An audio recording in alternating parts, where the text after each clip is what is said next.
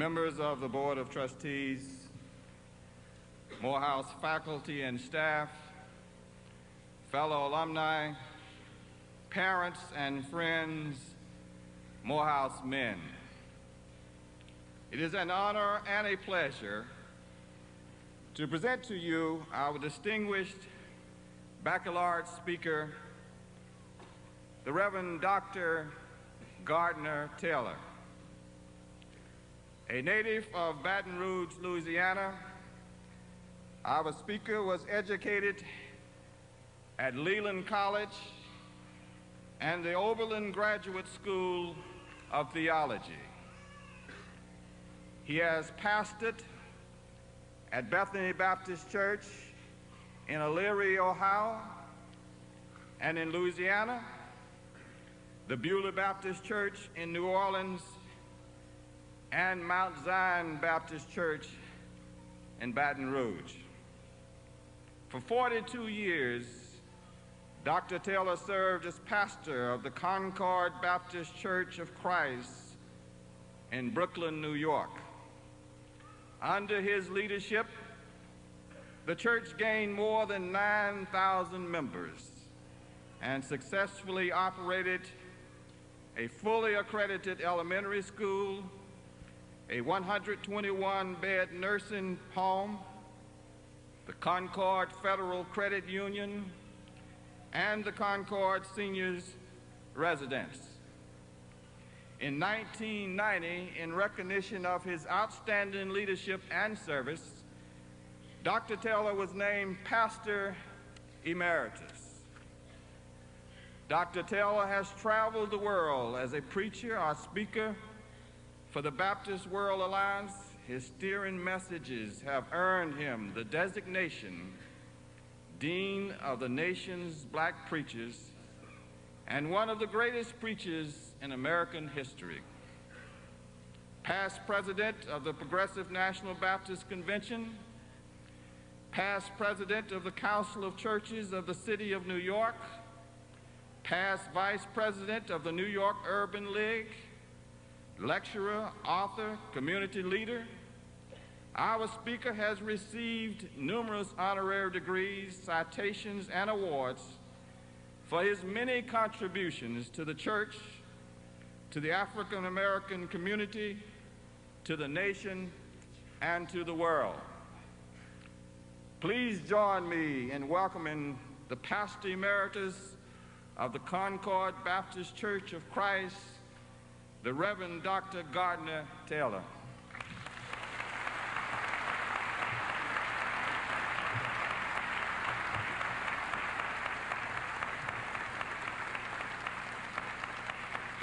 Thank you, President Keith, Dean Carter, whose hand I detect in my being here today, the office bearers of the university, of the college, faculty, graduates, and parents. No, I've got that backwards. Parents, graduates.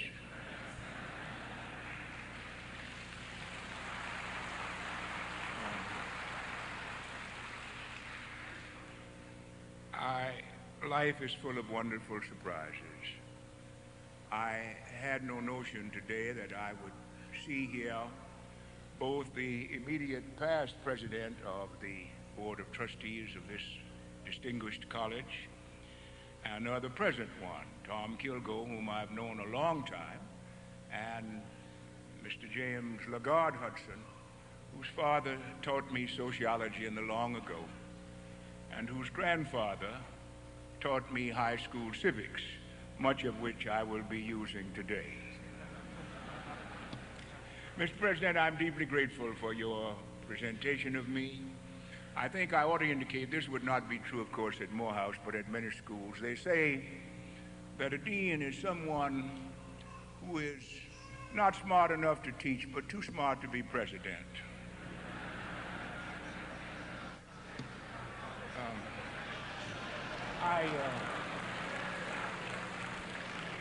I do not think that anyone can ever come to this almost mythic city without a particular excitement.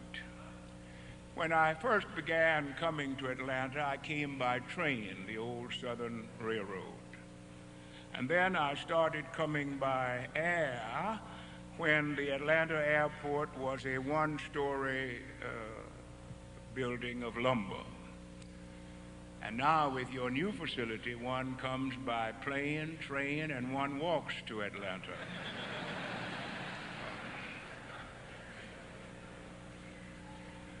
I made a vow to myself that I would not come here with that tired, shop-worn, old saw about Morehouse men. Though I did read something which a woman who teaches in this city wrote and said that, and I vowed I wouldn't do this, that you can tell a Morehouse man, but you cannot tell him much.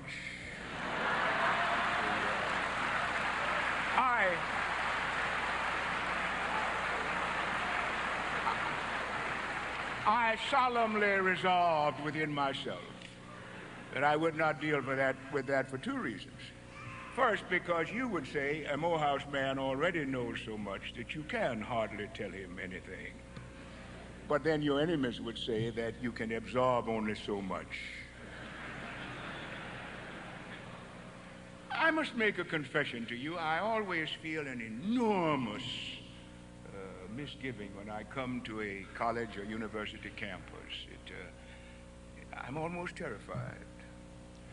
And I think it's because a campus like this represents such a huge repository of knowledge of all the disciplines. I'm told that President Eliot, once president at Harvard, said there's a reason for that, why schools are such concentrations of knowledge, of insight. He said that freshmen bring some minimal knowledge to the campus. Not much, but some.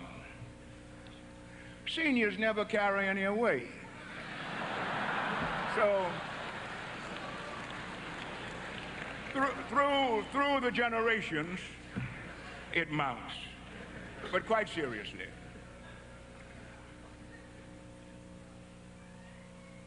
I heard my friend and the friend of President Keith, about whose leadership I hear wonderful things, Sam Proctor, say at a commercial break something about you. He and I were sharing conversation with Gil Noble on his program built around the life of Martin King. And during the commercial break, Dr. Proctor said that Morehouse, talking about Dr. King's background here, that Morehouse men represent an incomparable clan among us. And then he added, and I say that, he said, as an outsider, except by adoption. I thought that was a wonderful compliment, particularly when it was rendered during a commercial break.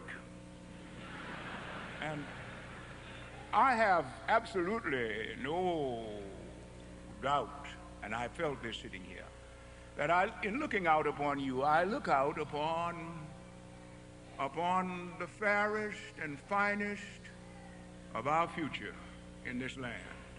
And I bid you Godspeed in that spirit.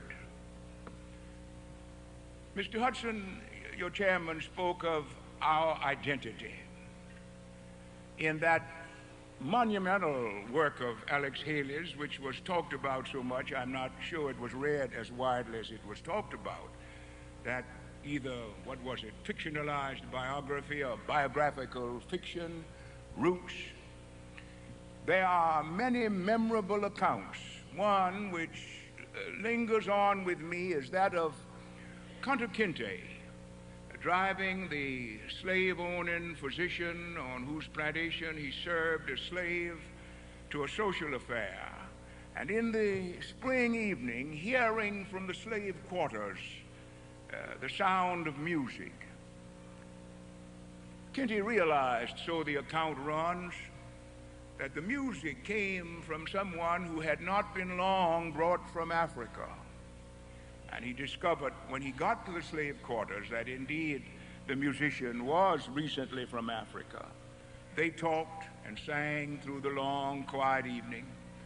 When Kinsey was back in his cabin on the plantation, he wrestled in thought through the rest of the night, and then there comes this significant word.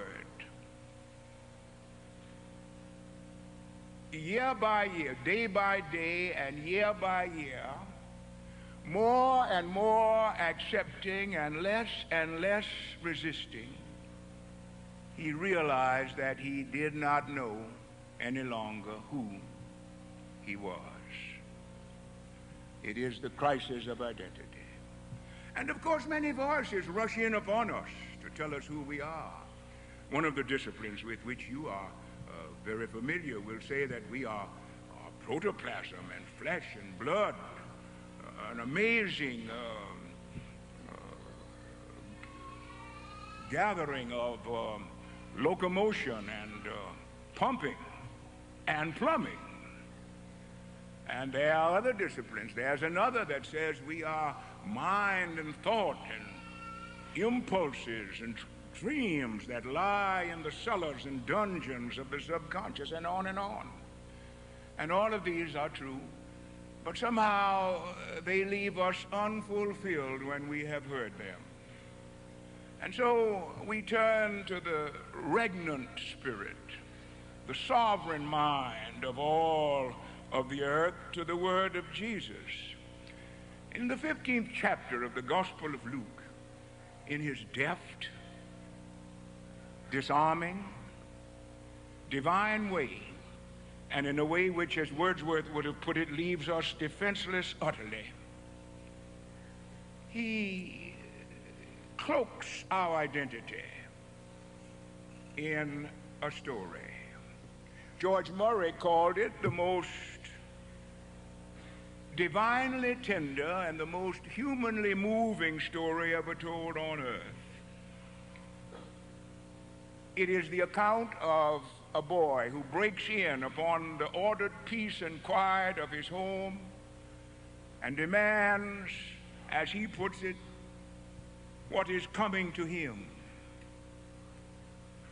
I want out of that but these words. At the 17th verse of that 15th chapter, and when he came to himself. For what we have here is a sharp turn in this parable.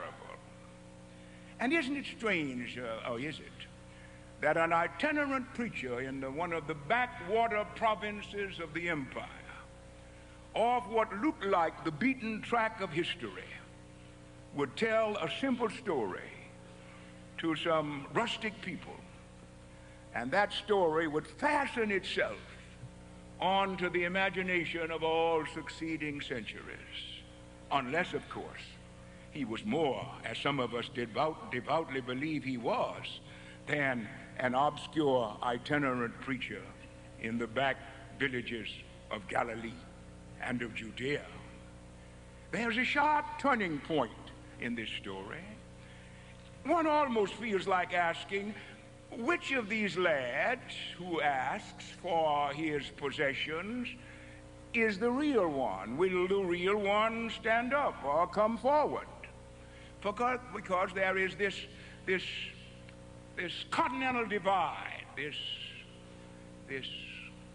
quick switching point, this storyline, as some of my friends who write for television would put it, when he came to himself. I wanted to call it a dysfunctional conjunctive clause. I must be careful because I know how carefully grammar is taught in this generation. But my own in-house grammarian with her Oberlin Phi Beta Kappa pre-affirmative action said to me that actually it is a correlative conjunction, whatever. It brings together two opposites, a before and after.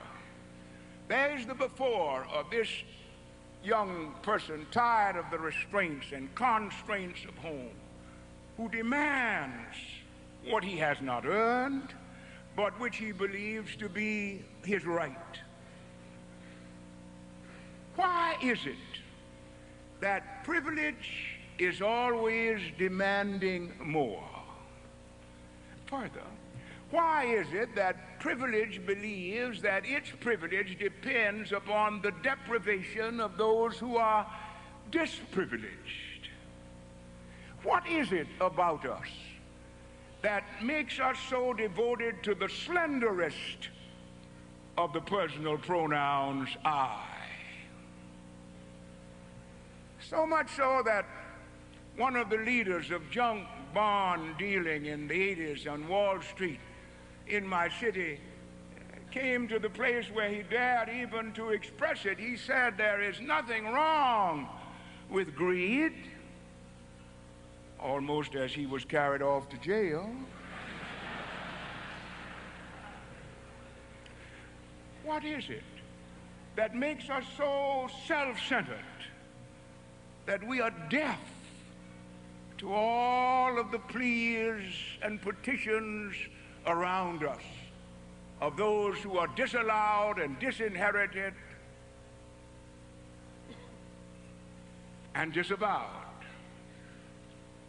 Why is it that we can hear only the loudest, the most piercing screams of need before a response can come?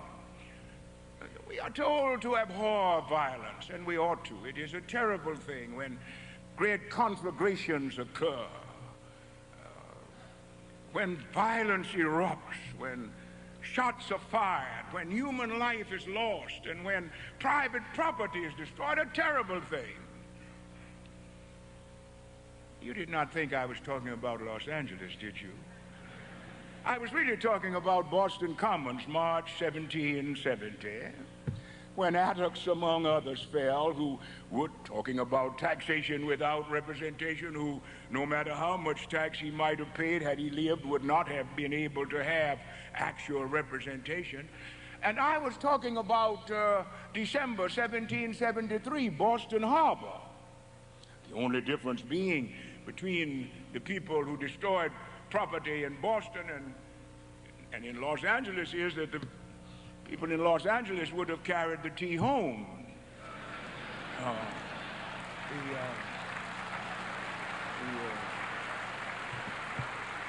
Which, when all is said and done, is more practical. I read something along this line of self-centeredness, something written in the Washington University Law Quarterly some years ago by one of the more recent appointees to the Supreme Court of the United States. I'm not now talking about some of the appointees. Some of them I don't talk about. Some of them I don't even think about. But this one said, mind you, that his father came from Sicily. Now I've given it away. When he was a teenager. And he never profited from the sweat of black men's, he put it, of black people's brow. He added, I doubt that he had ever seen a black man. What vacuous balderdash. What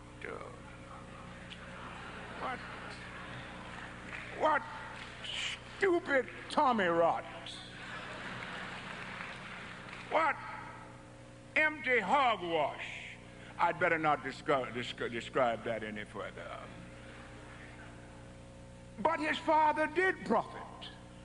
If all of those generations of unrequited toil, as Mr. Lincoln said in his second inaugural address, had piled up but $100 in additional profit for the wealth of the nation, then his father, coming from Sicily, did profit from it. And this Supreme Court justice says that he is devoted to Thomas Jefferson. He never saw Thomas Jefferson, but he accepts the principles. What muddled thinking we have. The Japanese premier said the other day, and some of us were outraged, I was, I know, he said that America's minorities are holding it back. It was a cutting comment. There's truth in it. But the other side of the truth he did not mention. America is being held back, indeed, to some large extent, to some extent anyhow, by its minorities, because America has held its minorities back. That's the simple fact. You cannot cut off the blood supply of 20 or 30% of even the body politic and still have a healthy organism.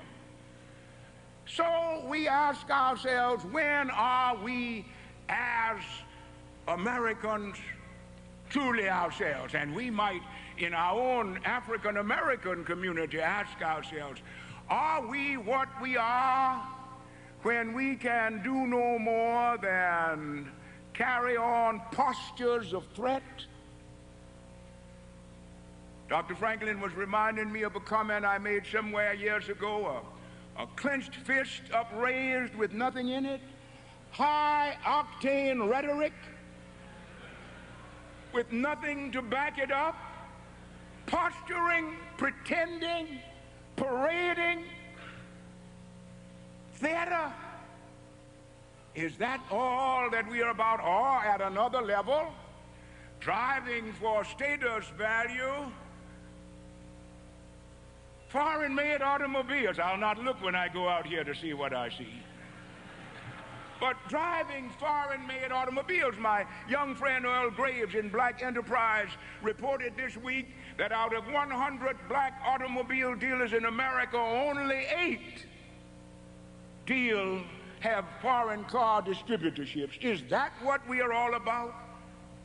So he said, give me what is mine. And he goes, well, the account is inevitable. The Rhine runs along an inevitable stream.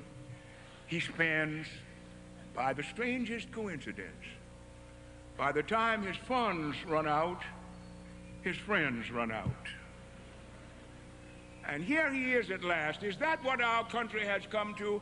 Is that the end of what Weldon Johnson talked about, where the white gleam of our bright star is cast? Is that all that we have come to? This lad comes to the place where he who wanted his freedom now must hire himself out to another who tells him when to come and when to go. And this lad of a royal house finds himself at a pigsty. I shudder to offend this enlightened congregation today, but actually almost eating the, as they would say in my Louisiana background, the slop which the hogs ate. Right there. There is that dysfunctional conjunctive. My in-house grammarian's correlative conjunctive clause. The sharp turning point, the continental divide, the fault line in the whole account. When he came to himself. What a compliment Jesus pays to our humanity. That when we are at our worst, we are not most ourselves. There is something grand and heroic and noble about our humanity. And when we are craven and self-centered and turned inward, we are counterfeits of our identity. Bogus articles, don't you see? Poor, faulted replicas of what we were meant to do and meant to be. And so he says, when he came to himself, he said, I am of a royal house. My father has more than enough. I will arise and go. And here you are today. All 500 odd of you, did I hear? What heirs you are. You have no business as any pigsties of solely personal aggrandizement and profit. You are of a nobler house than that.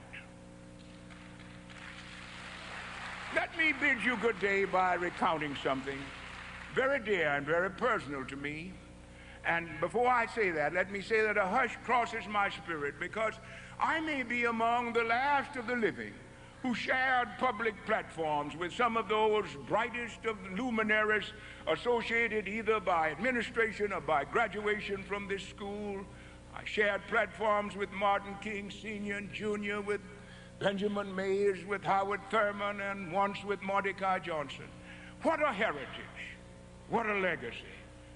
But one behind that, a legacy of protest, both violent and nonviolent. In May, almost to the date, May 12, almost to the date, 1828, Nat Turner in Southampton, Virginia, got the inspiration, he said, he believed, from a vision of Jesus. Mind you, radicals.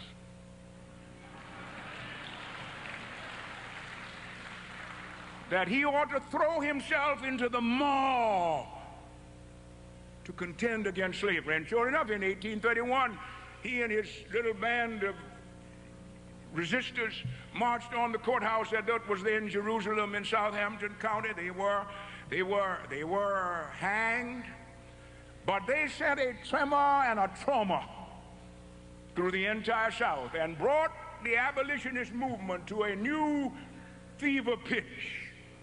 Inspired John Brown, who 3 or 4 years, 5 years later maybe, would go to Hudson, Ohio, and declare that he was dedicating his life to the eradication of the cancer which was eating at the vitals of the republic, the cancer of slavery. That was one side of your legacy, your inheritance.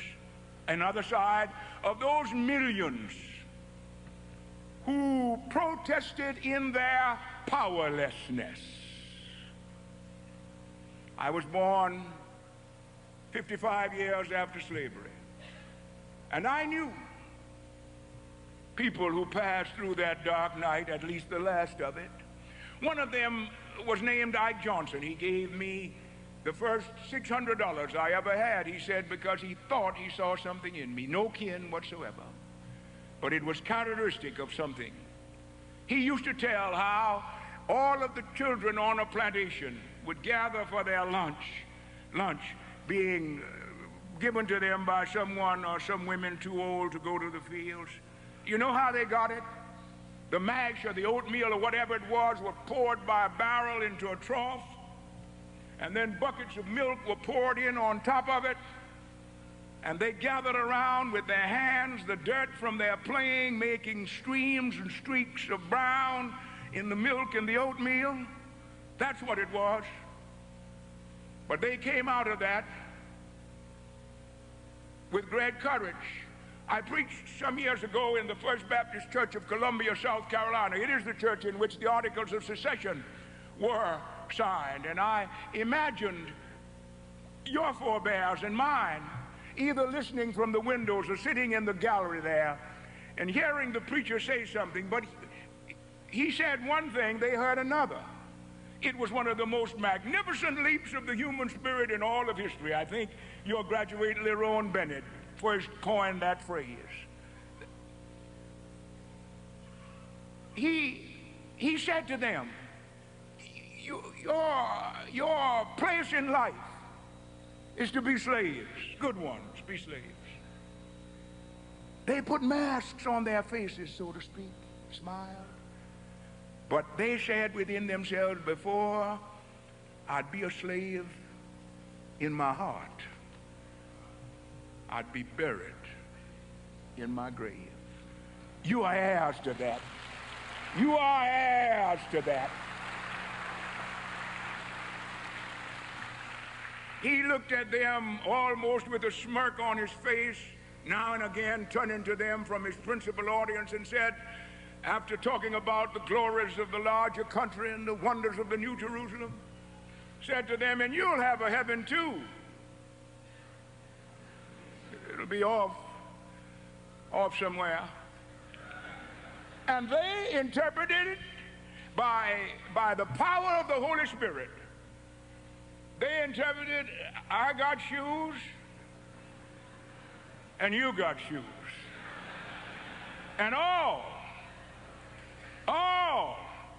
of God's children got shoes. And when I get to heaven, I'm going to put on my shoes, and I'm going to shout all over God's heaven, you are heirs to that. They marched out of that dark night. I can see their faces now, beaten up but not beaten down, raped but still with their virtue, wiped out but would not be destroyed. They started their schools and their churches and their little businesses, and on Decoration Day I can still see some of them. My grandfather had fought in the Civil War. Reverend Spooner, Henry Rivers, names very precious to me. They passed by me sometimes in the stillness of the night. They would put on those old blue uniforms, and on the epaulet, the GAR, the Grand Army of the Republic. And they came out determined to turn the bitterness of their lot into a sweetness for their children. And immediately, you ought to be aware of that. I was on Easter Sunday afternoon in Augusta, and I went by that little white frame church where this started. And now, look what has come. You are heirs of all of that. But more than that, you are heirs of God himself. Some of his Spirit is in you. You are heirs of all of the dreams that have been dreamt by visioned people since the morning of creation. You are legatees of the purposes of the eternal. You are inheritors of the purposes of God. You are pilgrims toward the beloved community. You are en route to something better than you have ever known. And always, over the portals of your todays and your tomorrows, ought be these words: it doth not yet appear what we shall be. March into it.